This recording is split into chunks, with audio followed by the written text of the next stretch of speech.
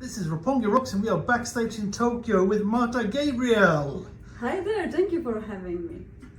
You're in Japan, finally. How does it feel? Yeah, first time in Japan, in Tokyo. I'm literally enjoying every single minute of it. It's amazing, super nice people. Everything seems to be so different to Europe, to Poland.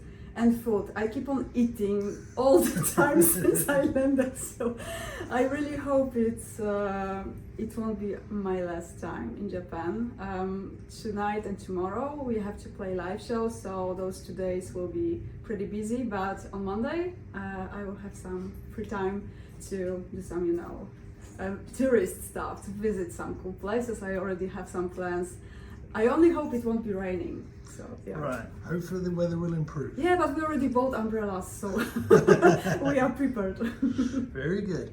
And you are here as a solo artist this time, and you've got a local band backing you up. So how did this come about? The main plan was to come to Japan with my band, with Crystal Viper, but a couple of weeks ago, Andy, a guitarist from Crystal Viper, got a hand injured, and it's so complicated, and we're not really sure how much it will take for him to be able to play again. So to be able to come here and to not cancel those 2 shows, there came up an idea to come here with my solo project and to involve local musicians. So I'm super happy that everybody who was involved in organizations was able to make it happen. All of these guys are super nice. I'm super excited and super happy to play with them. We rehearsed yesterday, and we were able to meet each other, to meet for the very first time, because we didn't know each other before. And and tonight we will play some Crystal Viper songs, songs from my solo album, and we also have some cool surprises for fans who will come for the show. So I really hope that people will enjoy it. We will do our best. Sounds very good.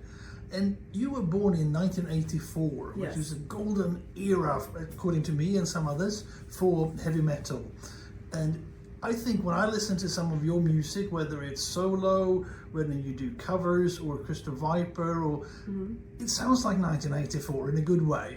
Has that, your roots and the timing of your birth influenced the music you create and play? Well, yes and no.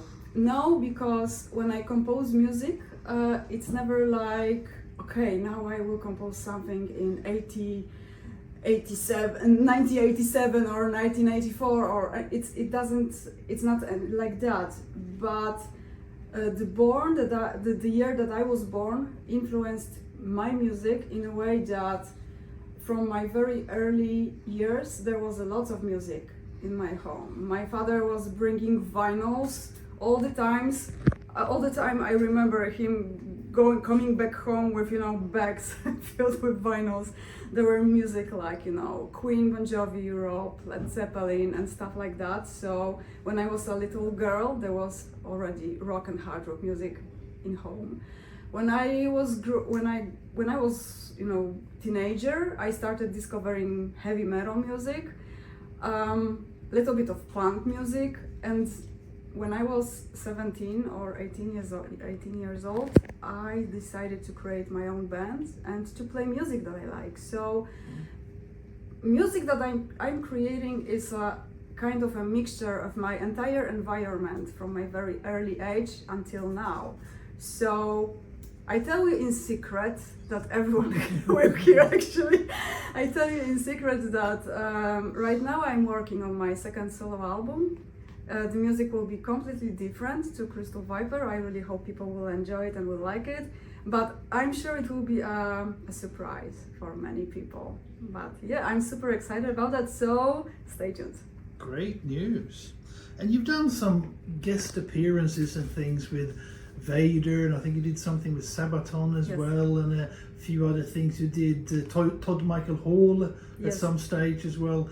Is that something that you think, oh, this will be an interesting creative collaboration, or does it also come into your mind like, that'd be good marketing to promote myself? Is it a bit of both, or how does that work? You know, for me, it was always like that. It's super interesting to work with musicians from other genres of music.